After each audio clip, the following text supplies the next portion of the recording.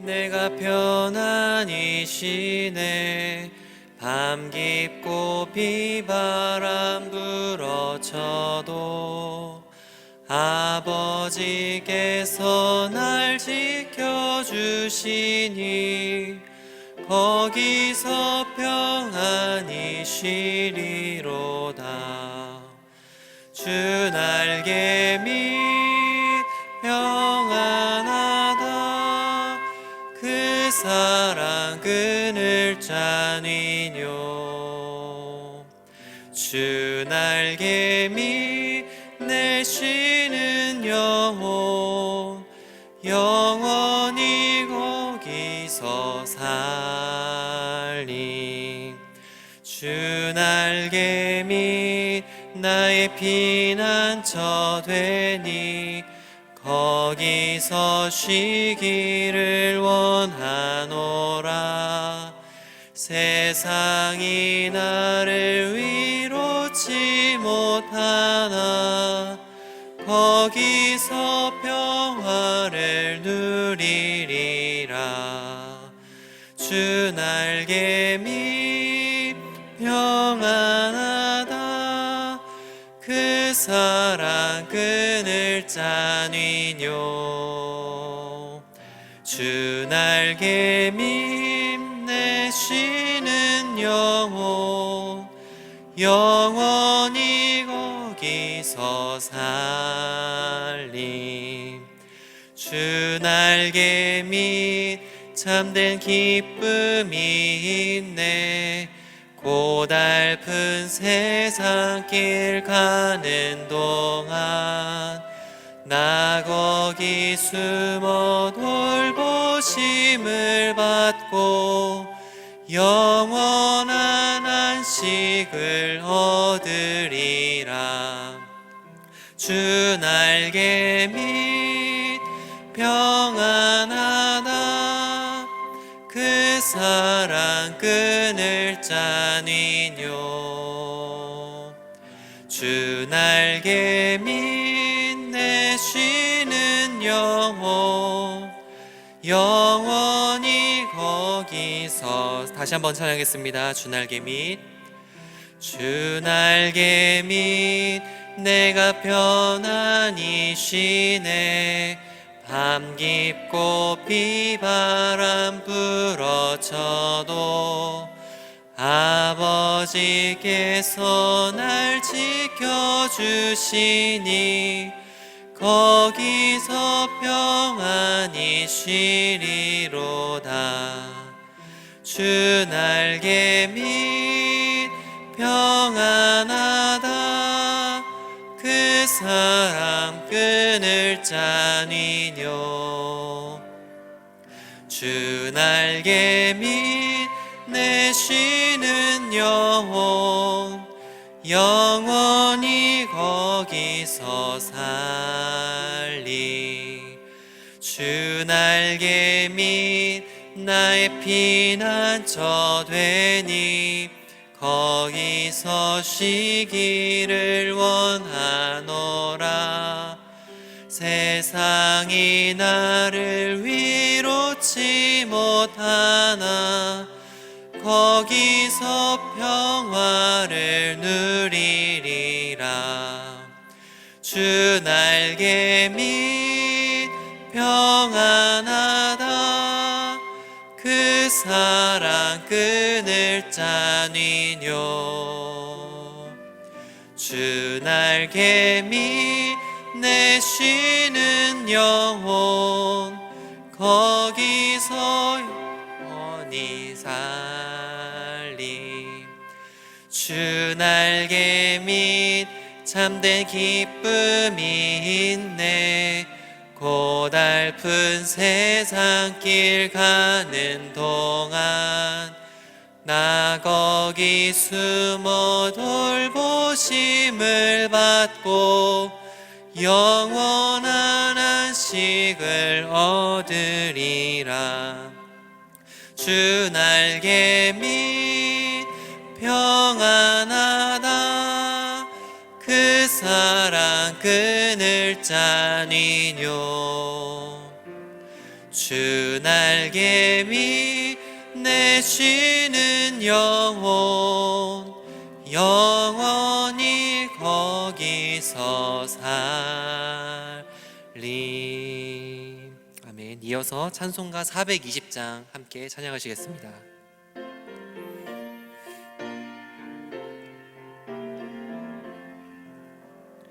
너 성결케 위해 늘 기도하며 너 주 안에 있어 늘 성경 보고 온 형제들 함께 늘 사귀면서 일하기 전마다 너 기도하라.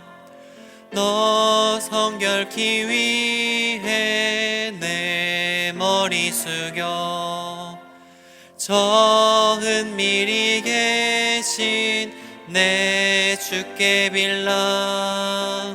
주 사귀어 살며 주 닮으리니 널 보는 이마다 주 생각하리.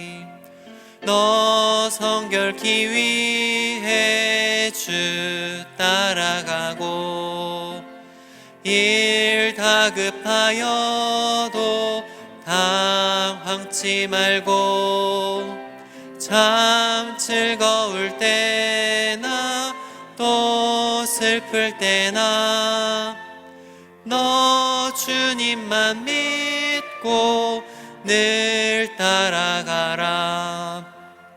너 성결케 위해 늘 기도하며 내 소원을 주께 다 맡기어라.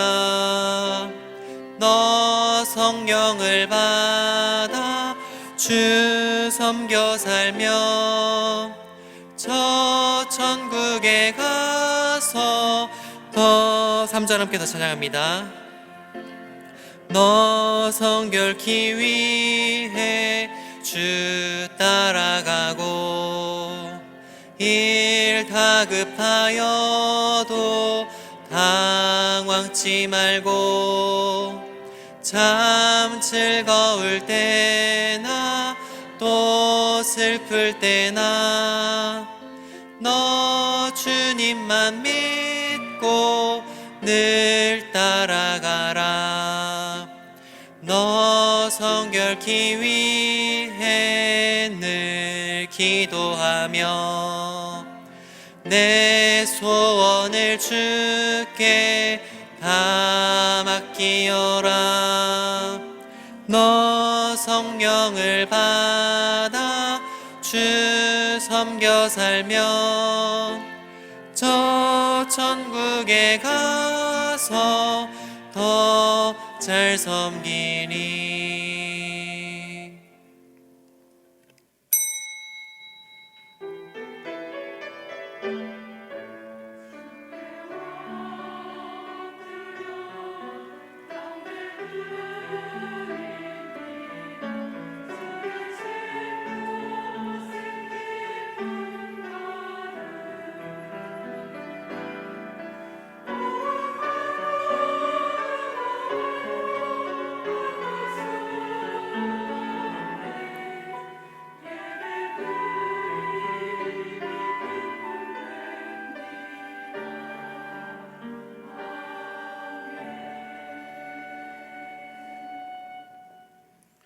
하나님 아버지, 이 시간 수요 저녁 예배로 하나님께 영광 돌리기 원합니다.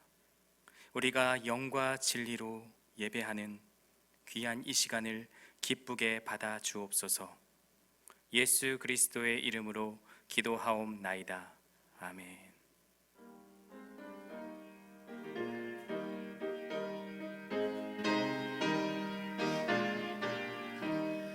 주와 같이 길 가는 것 즐거운 일 아닌가.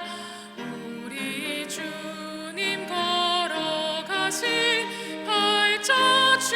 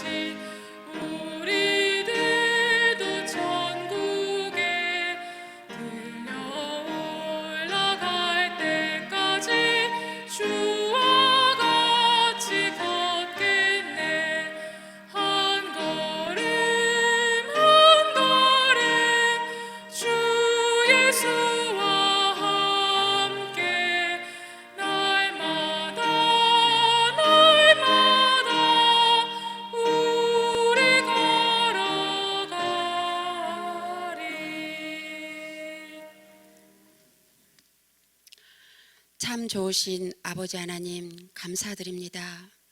어느 결에 2020년도의 시간은 흘러서 장마를 거쳐 장렬하는 7월의 중반에 와 있습니다.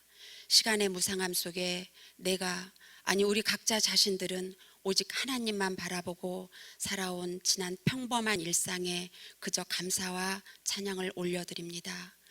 코로나19 사태가 있기 전에도 하나님만 바라보게 하시더니 코로나19 사태 이후에는 이 상황 가운데서 우리가 주님께 어떠한 모습으로 서야 하며 어떻게 영광을 돌려야 하는지 고민하게 하시니 또한 감사드립니다.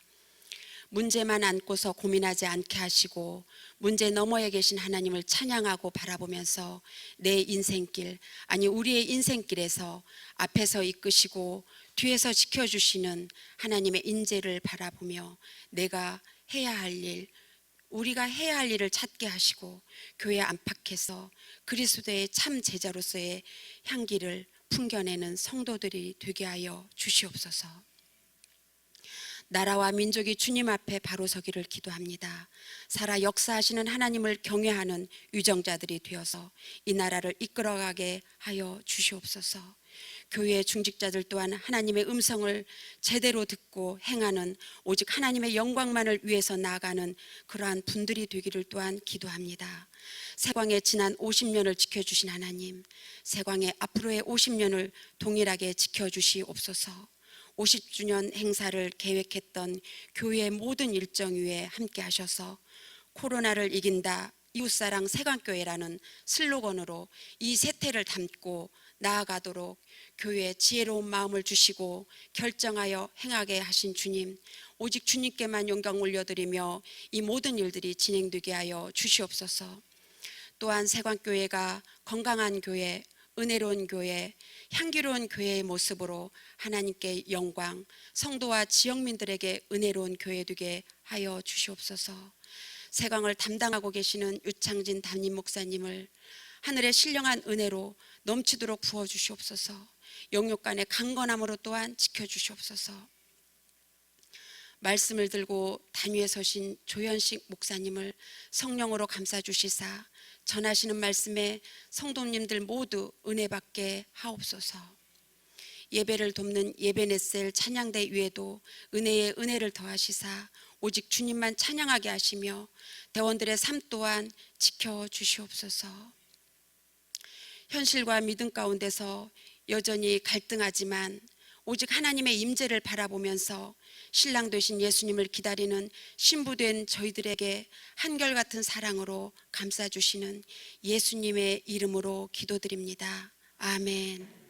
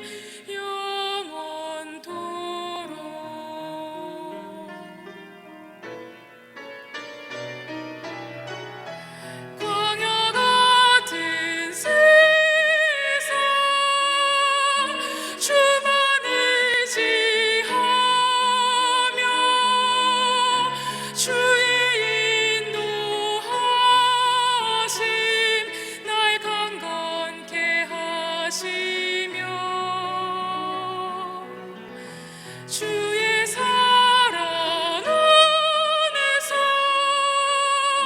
살게 하소서. 주만 의지하리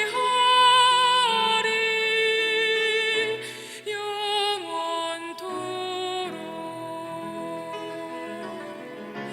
주만 의지하리 영원토록.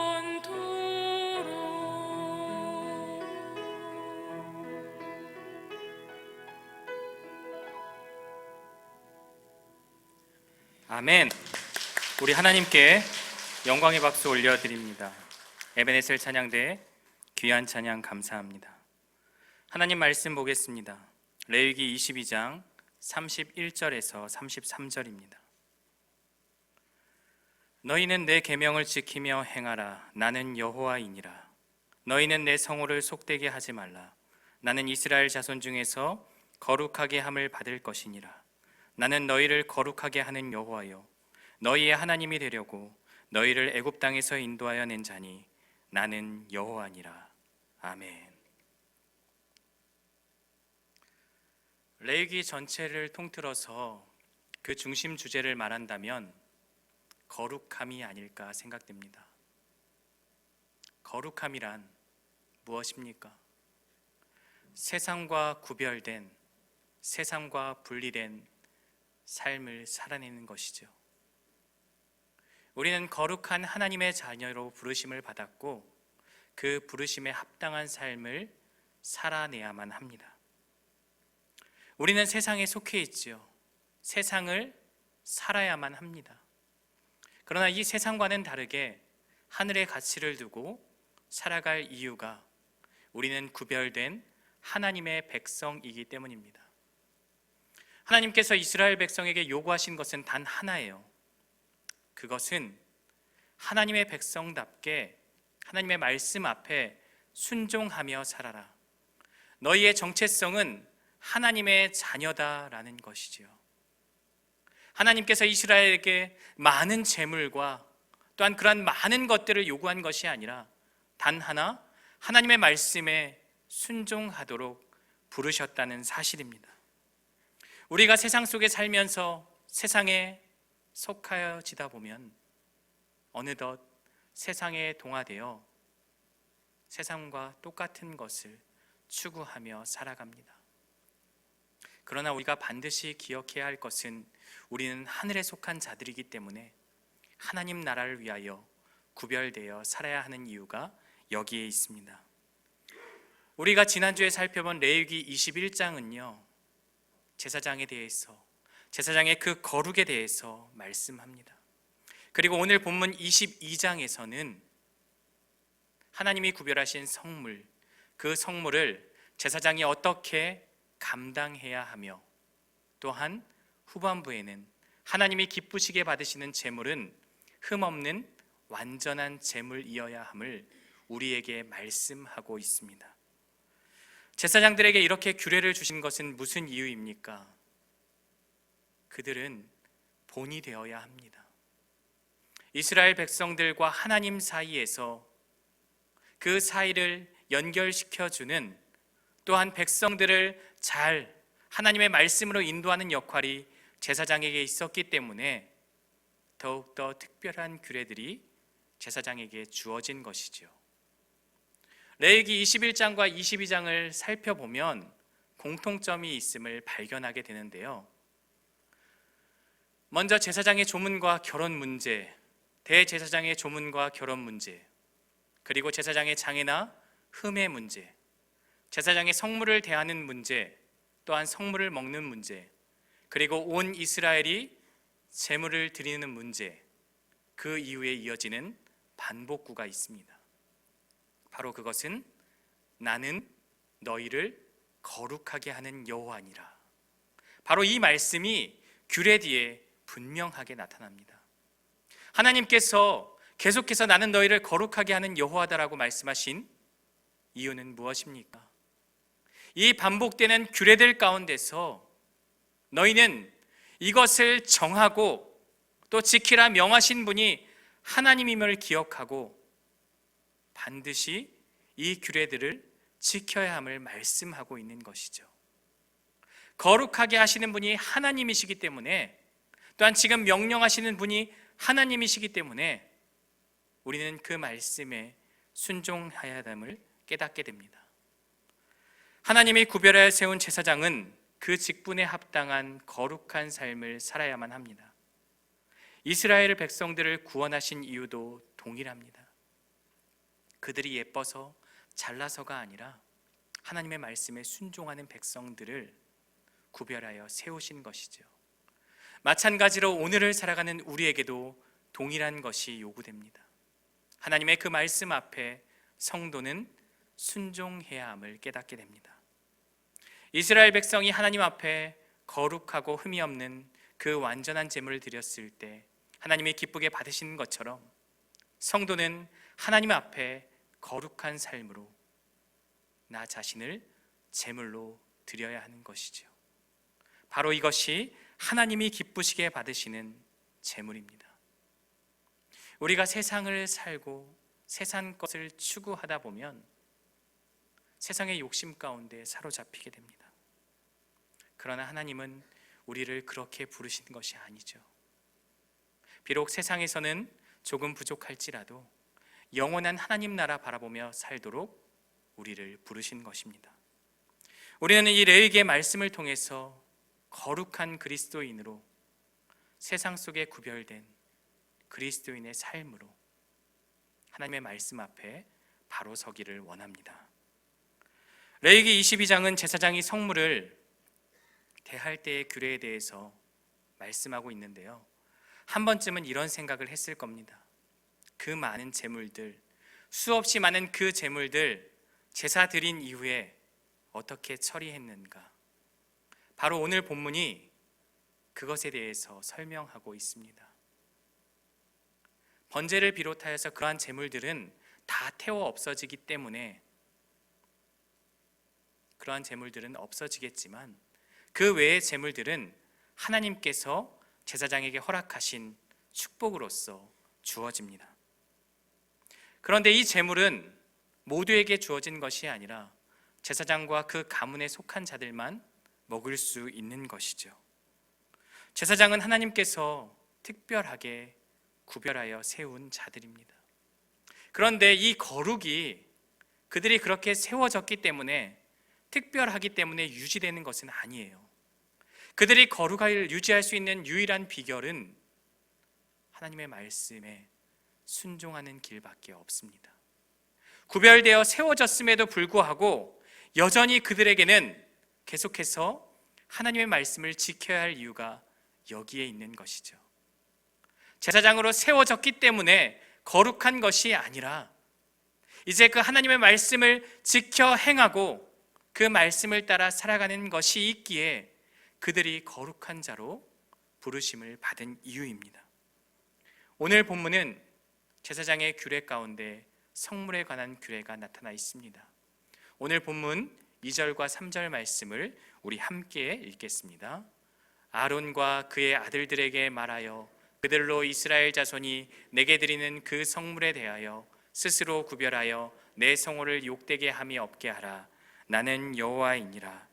그들에게 이르라. 누구든지 내 자손 중에 대대로 그의 몸이 부정하면 이스라엘 자손이 구별하여 여호와께 드리는 성물에 가까이 하는 자는 내 앞에서 끊어지리라.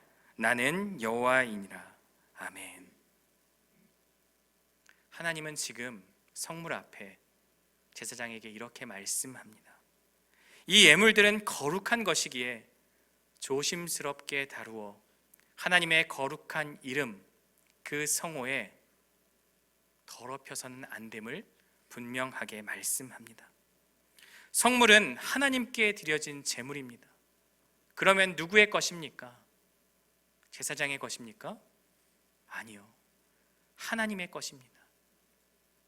제사를 드리러 온 그 순간, 아니 그 이전부터 백성들이 하나님 앞에 구별되어서 선택한 그 순간, 그 마음먹은 그 시점부터 이 제물은 하나님의 것입니다. 하나님의 것이기 때문에 이 제물은 거룩한 것이요, 함부로 그 재물을 대하고 소홀히 여긴다면 그것은 하나님의 이름을 욕보이는 것이다라고 오늘 본문은 분명하게 말씀합니다. 어쩌면 제사장들은 계속 반복해서 제사를 드리기 때문에 이 재물에 대해서 소홀히 여길 수 있지요. 매번 드리는 제사인데, 어차피 또 똑같이 드리는 제사인데 한두 번쯤은 그냥 대충 넘어가면 되겠지. 그러나 하나님은 그것을 결코 허락하지 않으십니다. 매일 반복되는 제사라 할지라도 매 순간순간 그것에 드려진 백성들의 그 하나님을 향한 마음, 그 거룩한 마음을 잘 간직하여 하나님 앞에 정성스럽게 예물로 드려야 하는 것이 제사장에게 주어진 것이죠.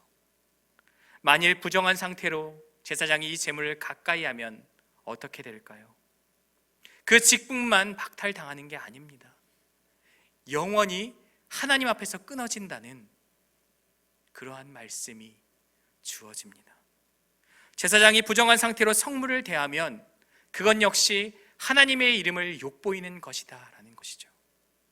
마찬가지로 하나님의 백성으로 부름받은 성도가 하나님의 말씀 앞에 바르게 서 있지 않는다면 그것은 누구를 욕보이는 것입니까? 바로 거룩하신 하나님을 욕보이는 것입니다. 마치 어린 자녀가 큰 잘못을 저지르면 우리는 누구를 찾습니까? 그 부모를 찾지 않습니까? 어떻게 가르쳤길래 저 아이가 저렇습니까? 라고 묻지 않습니까? 마찬가지죠. 만약 우리가 우리 안에 거룩함이 사라지고 제멋대로 이기심으로 하나님을 욕보이며 살아가면 그것은 그 하나님의 거룩함을 욕되게 하는 것이죠. 그래서 우리의 삶이 너무나 중요한 것입니다. 하나님을 믿지 않는 자들은 하나님에 대해서 알 수 있는 방법이 있습니다. 그것은 바로 하나님을 믿는 우리의 삶의 모습입니다. 더욱더 거룩하고 더욱더 경건해야 될 이유, 윤리적, 도덕적으로 더욱더 깨끗해야 될 이유가 여기에 있습니다. 나만 잘못해서 나만 욕먹는 게 아니라 나와 함께 하시는 내가 믿는 그 하나님이 나로 인하여 그 이름이 더럽혀질 수 있기 때문입니다. 하나님께서 제사장에게 성물을 허락하셨지만 모든 제사장들이 다 그것을 가까이 할 수 있는 것은 아닙니다. 하나님께서는 부정한 것에 접촉된 부정한 제사장들은 이 성물을 가까이 할 수 없다라고 분명하게 말씀합니다. 왜냐하면 부정한 것과 거룩한 것이 함께 할 수 없기 때문이죠. 성물을 먹는 것은 단순히 그냥 내 배를 채우는 것이 아닙니다. 제사장에게 있어서 은혜로 주어진 그 제사장의 몫은 그냥 먹고 즐기며 끝나는 것이 아니라 하나님 앞에 거룩함으로 구별된 모습으로 그것을 계속해서 유지해 나가야 하는 것이죠. 그래서 부정을 해결하지 않고 그 성물을 대하면 그것은 하나님 앞에 큰 진노를 받게 되는 것이죠. 오늘 본문은 나병 환자, 유출병자, 시체를 만진 자, 정액이 유출된 자, 기는 짐승의 사체를 만진 자, 그리고 오염원에 접촉된 자, 자연사한 짐승이나 찢겨 죽은 짐승의 사체를 먹은 자들은 그 성물을 가까이 하지 말라라고 말씀합니다. 이런 이유로 부정해진 제사장은요, 목욕을 하고 저녁까지 기다려야 정결해집니다. 율법의 규례에 따라 그 부정함이 사라져야, 그래야 이후에 그 성물을 대할 수 있습니다. 하나님은 거룩하신 분이기에 우리 스스로가 그 부정함을 해결하고 나오길 원합니다. 제사장들은, 이스라엘의 백성들은 제사를 통해서 그것이 깨끗이 해결함을 받고 나와야만 했지만 이제 우리는 더 이상 제사가 아니죠. 우리의 죄, 그 죄 가운데서 하나님 앞에 진실된 마음으로 회개하고 나와야 함을 우리에게 말씀하는 것입니다. 만일 부정한 상태에서 성물을 먹게 되면 어떻게 될까요? 9절인데요. 그들은 내 명령을 지킬 것이니라. 그것을 속되게 하면 그로 말미암아 죄를 짓고 그 가운데서 죽을까 하노라. 나는 그들을 거룩하게 하는 여호와이니라. 하나님께서 그 재물이 아까워서, 그것을 먹는 것이 아까워서 제사장에게 벌하는 것이 아니죠. 하나님이 말씀으로 정하셨고 규례로 정하셨기 때문에 그 말씀 앞에 불순종하면, 하나님 앞에, 그 말씀 앞에 바르게 서지 않으면 벌을 받는다는 것을 우리에게 교훈하는 것이죠. 부정하지 않으려고 노력하지만 제사장도 사람이기에 실수할 수 있죠. 거룩하게 구별된 제사장이라도 사람이기 때문에 실수할 수 있어요. 그러나 실수 이유가 더 중요해요. 내가 부정해진 것을 알고도 그것을 해결하지 않고 해결책을 주셨음에도 불구하고 아무런 감각 없이 하나님의 성물 앞에 나타나 그것을 대한다면 그것이야말로 하나님의 이름을 욕보이는 것이죠. 정해진 규례대로 정결의 절차를 거친 후에야 하나님 앞에, 그 예물 앞에 나올 수 있는 것이죠. 하나님께서는 성물을 먹을 수 없는 제사장들에 대해서 설명하는데요, 이는 하나님의 말씀 앞에 순종하는 자들만이 그 성물 축복을 누릴 수 있음을 우리에게 말씀합니다. 거룩함이란 하나님의 말씀에 순종하는 것이죠. 사무엘상에 보면 하나님 말씀에 순종하지 않아서 벌을 받는 제사장들이 나옵니다. 바로 엘리의 두 아들 홈니와 비느하스인데요, 이들은 하나님이 정해진 규례대로가 아니라 지 멋대로, 자기 생각대로 제사를 지냅니다. 심지어 이들은 하나님의 거룩한 성전 앞에서 수종드는 여인들과 동침하는 그러한 성적인 타락을 보입니다. 더 안타까운 것은요, 그들과 함께 하시는 여호와 하나님을 의지하는 것이 아니라 언약궤만 있으면, 이것만 있으면 전쟁에서 승리할 것이라 착각하며 진정으로 자신들이 매달려야 될 대상이 하나님임을 몰랐던 것이죠. 그래서 성경은 이들에 대해서 이렇게 표현합니다. 사무엘상 2장 12절인데요, 엘리의 아들들은 행실이 나빠 여호와를 알지 못하더라. 하나님을 알지 못한다는 것이죠. 하나님을 알지 못한다는 것은요, 하나님을 인식하고 사는 게 아닙니다. 그 거룩하신 하나님을 따르는 것이 아니라 그 하나님을 존경하지도 않고요, 하나님을 바라보지도 않았어요. 본이 되어야 될 제사장이 오히려 악한 행실로 하나님의 이름을 더럽혔다는 것이죠. 우리가 아까 레위기 21장과 22장을 바라보면서 반복되는 문구가 있다고 했죠. 나는 너희를 거룩하게 하는 여호와이니라. 바로 이것을 홈니와 비느하스는 잊었던 것이죠. 하나님의 말씀 앞에 불순종한 그들은 어떠한 벌을 받았습니까? 결국 죽임을 당하게 되고 엘리의 가문은 몰락해 버립니다. 한 번 세우셨기에 그 제사장의 직분이 영원히 갈 것이라 생각했지만 그 거룩함을 유지하는 비결, 하나님의 말씀 앞에 순종하지 않으니까 그들은 내침을 당하게 되고 하나님 앞에 큰 저주를 받게 된 것이죠. 거룩한 사람들은 구별된 사람들입니다. 구별된 사람들이 해야 할 것은 하나님의 말씀에 순종하는 일입니다. 하나님께 바쳐진 성물은 하나님의 것이지요. 그래서 함부로 대할 수 없는 것이죠. 우리도 신앙생활을 하다 보면요, 물질을, 헌금을 하나님 앞에 드립니다. 이 헌금을 드릴 때, 그 드리는 그 순간 이것은 누구의 것입니까? 하나님의 것이 됩니다. 내가 그것이 아깝다고 여겨지고 그것을 다시 내 것이라고 주장하는 그 순간 하나님께 온전히 드려진 그 물질, 그 헌금이 다시 내 것이 되는 것이죠. 물질뿐이겠습니까? 하나님 앞에 드리는 그 시간과 헌신, 나의 재능, 노력, 나의 모든 열정들, 하나님께 바쳐진 그 순간, 그것은 하나님의 것입니다. 마찬가지로 이스라엘이 하나님 앞에 정성스럽게 드린 그 제물, 그 예물은 그 순간 하나님의 것이기에 제사장에게 엄격한 규례가 주어졌던 것이죠. 성물은 하나님께서 축복으로 제사장에게 주셨습니다. 하지만 정결한 상태가 아니면 그것은 축복이 아니라 저주가 됩니다. 부정은 쉽게 전염이 됩니다. 그래서 제사장은 좀 더 엄격한 기준이 있었던 것이죠. 백성들에게 본이 되어야 했기 때문입니다. 그들의 신앙과 삶이 바르게 서 있지 않다면 백성들을 바른 길로 인도할 수 없기 때문이죠. 제사장이라는 직분은요, 먹고 살기 위한 직분이 아닙니다.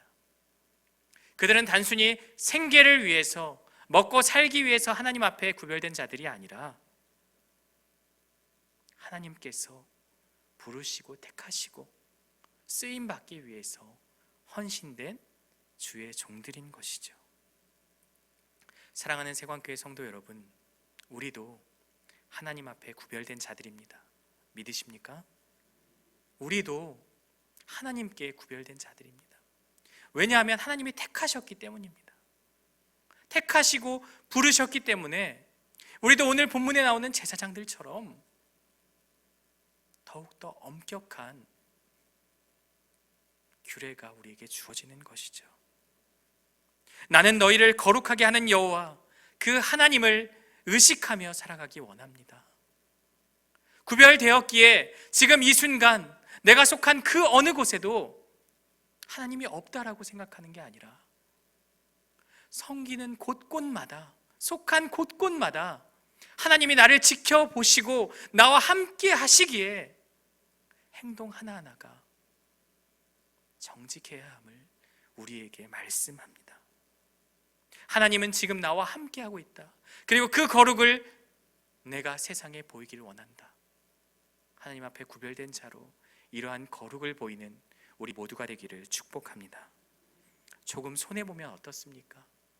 바보같이 놀림을 당하면 어떻습니까?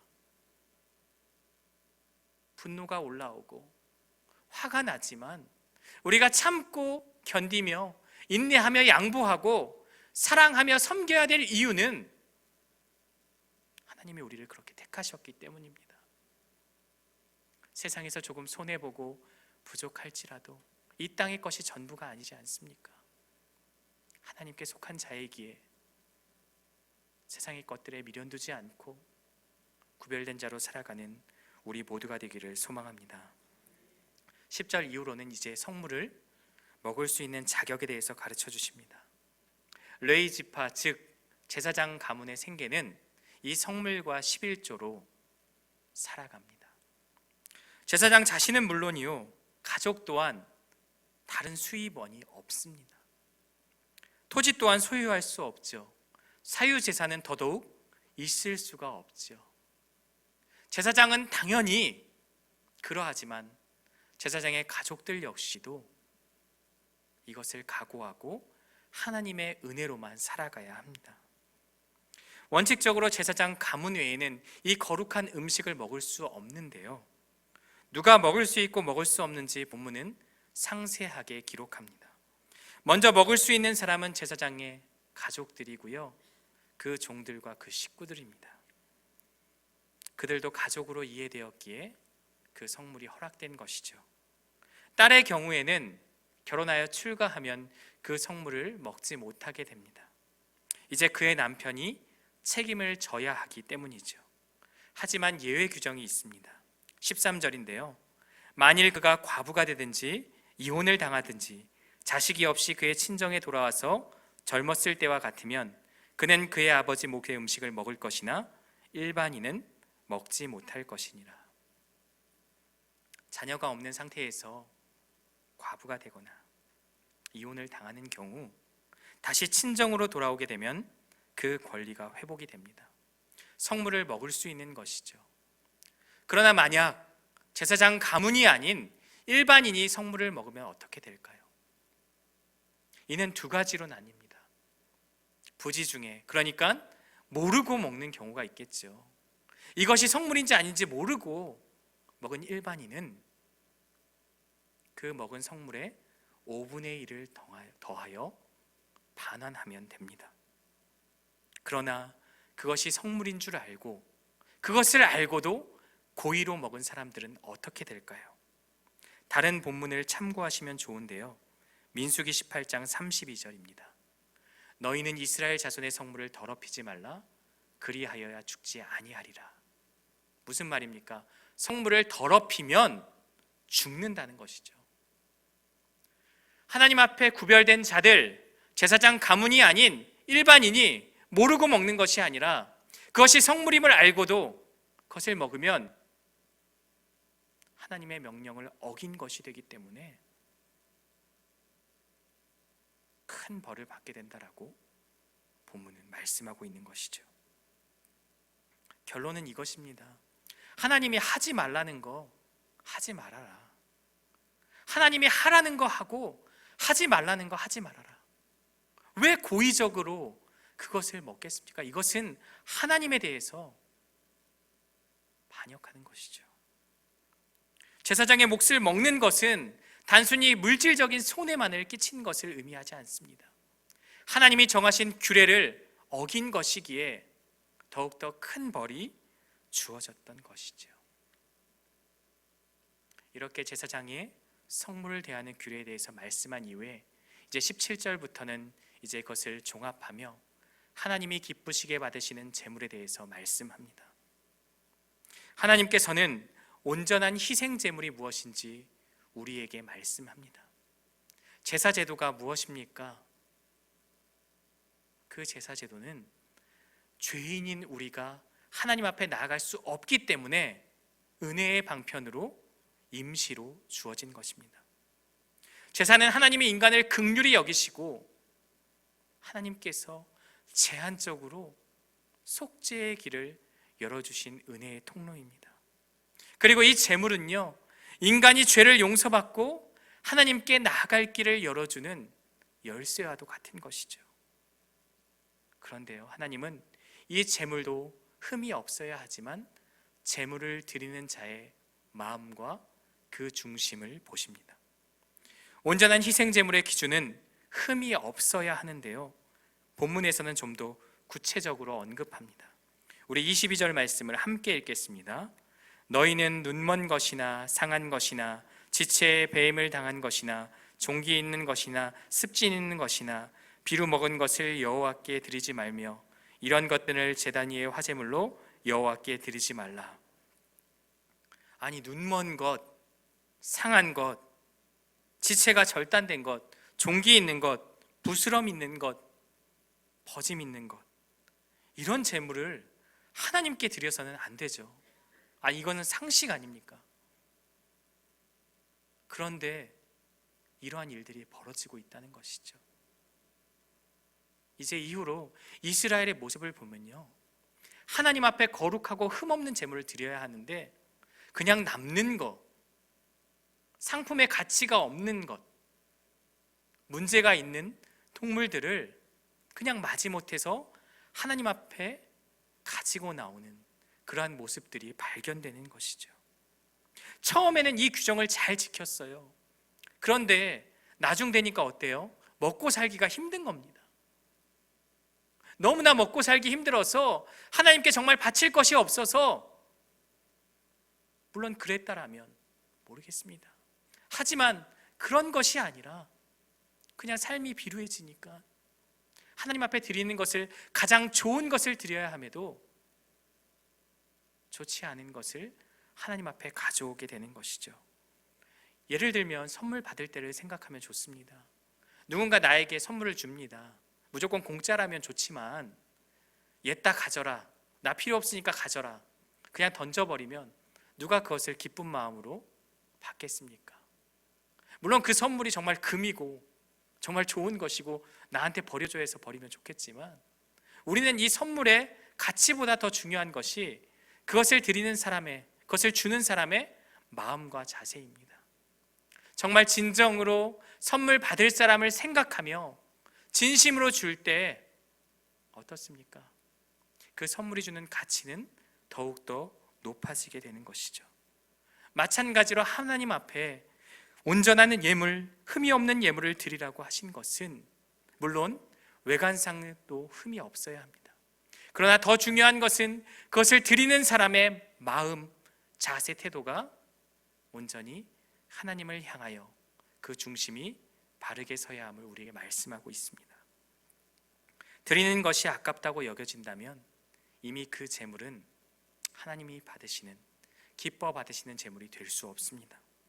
핵심은 하나님이 받으실 만한 재물을 드리는 것입니다.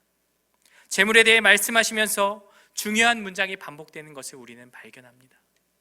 20절, 21절, 23절, 25절에 반복되는 것은 무엇입니까? 흠이 있는 재물은 하나님을 기쁘시게 하지 못한다. 즉 형식적인 제사, 남는 것으로 드리는 것, 나의 짜투리를 드리는 것은 하나님을 기쁘게 하지 못한다는 것을 우리에게 분명히 말씀합니다. 이스라엘은 절기 때마다 수없이 많은 재물을 가지고 하나님 앞에 나아갑니다.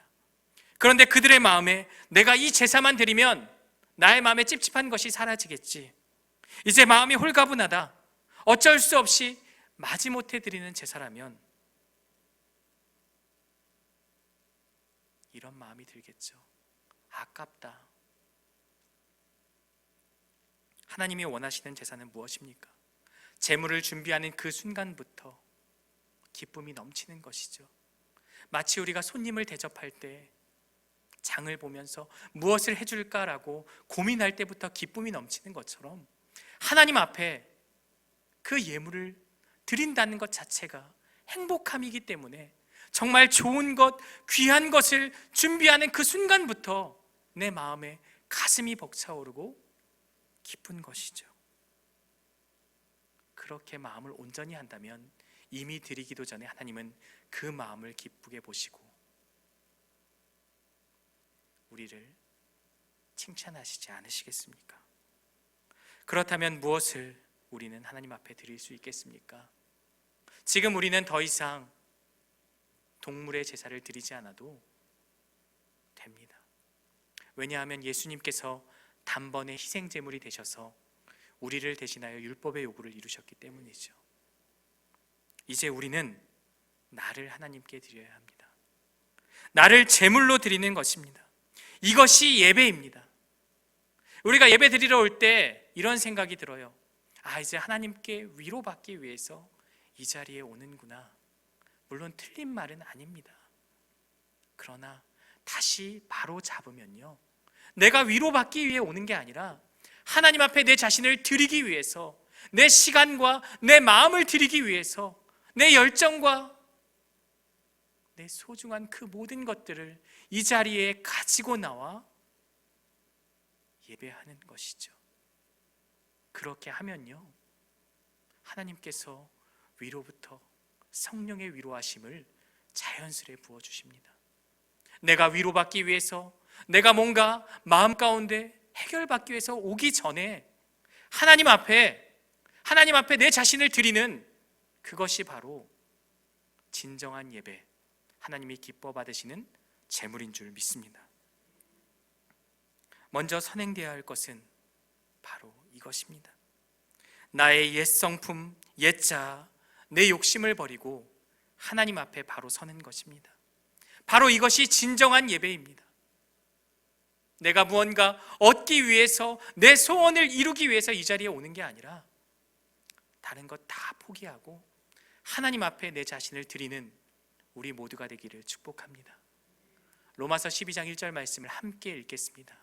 그러므로 형제들아, 내가 하나님의 모든 자비하심으로 너희를 권하노니 너희 몸을 하나님이 기뻐하시는 거룩한 산 제물로 드리라. 이는 너희가 드릴 영적 예배니라. 아멘. 사도 바울은 우리가 드릴 그 예배에 대해서, 그 제물에 대해서 나 자신을 드리라고 말씀합니다. 나에게 주어진 시간, 생각, 마음, 재능, 이 모든 것을 하나님 앞에 기꺼이 내어드릴 수 있는 그 헌신이 바로 나를 산 제물로 드리는 것입니다. 내가 위로받기 위해 예배드리는 것보다 내가 제물되어 하나님 앞에 쓰임받기 위해 이 자리에 선다면 하나님께서는 놀라운 위로와 축복으로 우리에게 부어주실 줄 믿습니다. 산 제물로 드리는 것은 무엇을 의미합니까? 먼저는 온전한 드림이 있는 예배요, 하나님 앞에 흠 없는 거룩한 삶을 의미합니다. 하나님이 우리를 거룩하게 부르셨기에 그 부르심에 합당한 삶을 우리는 살아야 합니다. 세상 사람들은 더 편하게 사는데 그것을 부러워할 것이 아니라 좀 더 엄격하고 좀 더 강한 규례들이 우리 안에 있지만 이것은 나를 선택하여 부르신 하나님의 백성이기 때문에 마땅히 내가 이것을 지켜야 한다, 순종해야 한다는 마음이 우리 안에 있기를 소망합니다. 하나님을 기쁘시게 하기 위해 세상과 구별된 삶을 살아가면서 날마다 하나님께 나아가는 저와 여러분들 되시기를 간절히 소망합니다. 이 마음을 가지고 다시 한번 오늘 본문 말씀을 우리가 함께 읽기를 원합니다. 레위기 22장 31절에서 33절까지의 말씀인데요, 너희는 내 계명을 지키며 행하라. 나는 여호와이니라. 너희는 내 성호를 속되게 하지 말라. 나는 이스라엘 자손 중에서 거룩하게 함을 받을 것이니라. 나는 너희를 거룩하게 하는 여호와요, 너희의 하나님이 되려고 너희를 애굽 땅에서 인도하여 낸 자니 나는 여호와이니라. 아멘. 21장과 22장을 종합하며 오늘 본문은 그것의 결론을 우리에게 말씀합니다. 너희는 내 계명을 지켜 행하라. 나는 여호와다. 너희는 내 이름을 욕되게 하지 말아라. 나는 여호와다. 나는 너희의 하나님이 되려고 너희를 구원했다. 나는 여호와 하나님이다. 구약 시대에는 아론과 그의 아들들에게만 제사장의 직분이 허락되었지만 신약 시대에는 모든 성도들이 왕 같은 제사장입니다. 그리스도 안에서 구속함을 받은 우리는 내 계명을 지켜 행하며 하나님의 이름을 욕보여서는 안 되고 나를 구원하신 그 하나님의 은혜를 언제나 기억하며 살아가는 것, 그것을 우리에게 요구하는 것이죠. 우리에겐 큰 책임과 의무가 따릅니다. 마치 제사장에게 큰 의무와 규례가 주어졌던 것처럼 말입니다. 하나님의 말씀을 지켜 행하는 의무, 하나님의 이름을 욕되게 하지 않는 삶의 모습, 그리고 거룩한 제물로 내 자신을 드리고 세상과 구별된 삶으로 하나님께 영광을 돌리는 그러한 삶, 그러한 삶을 살아내는 우리 모두가 되기를 축복합니다. 함께 기도하겠습니다. 하나님 아버지, 감사합니다. 오늘 주신 말씀을 기억하며 하나님께서 우리에게 주신 그 말씀 하나하나 소중히 여기며 지켜 행하는 삶이 우리 안에 있게 하여 주옵소서. 하나님이 기뻐 받으시는 제물은 나 자신을 온전히 드리고 헌신하신 것임을 기억하고 하나님 앞에 내가 가장 소중히 여기는 것들을 기꺼이 드리는 우리의 모습이 될 수 있도록 인도하여 주옵소서. 예수 그리스도의 이름으로 기도하옵나이다. 아멘.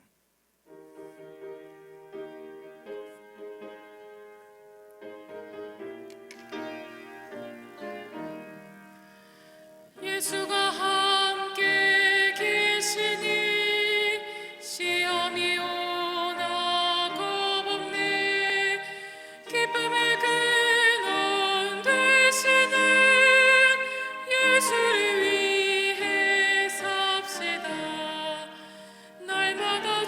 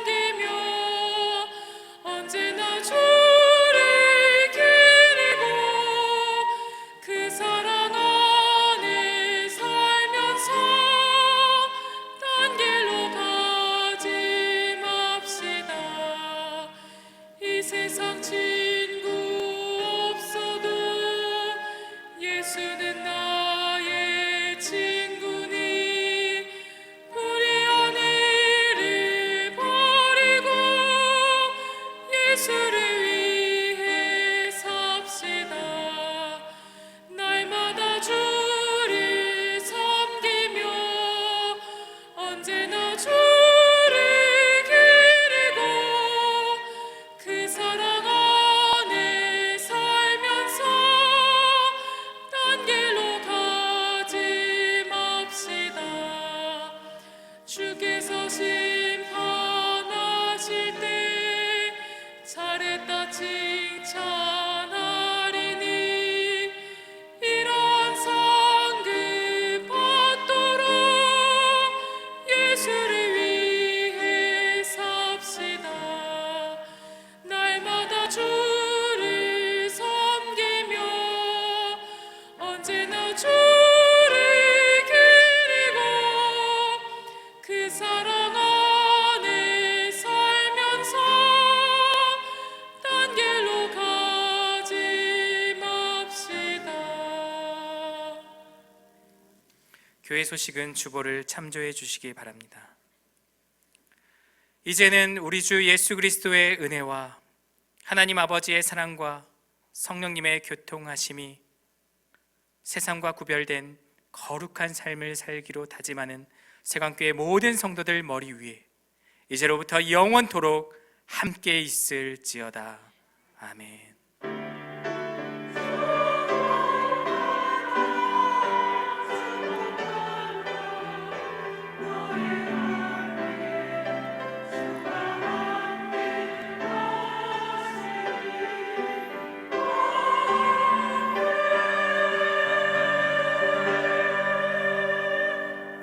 이 시간 함께 기도하기 원합니다. 먼저 말씀을 위해서 기도합니다. 세상과 구별된 거룩한 삶, 하나님을 기쁘시게 하는 삶을 살게 하여 주옵소서. 세관교회를 위해서 기도합니다. 먼저 세우신 유창진 담임 목사님 영육의 강건함으로 붙잡아 주시고 그 가정을 평안으로 지켜 주옵소서.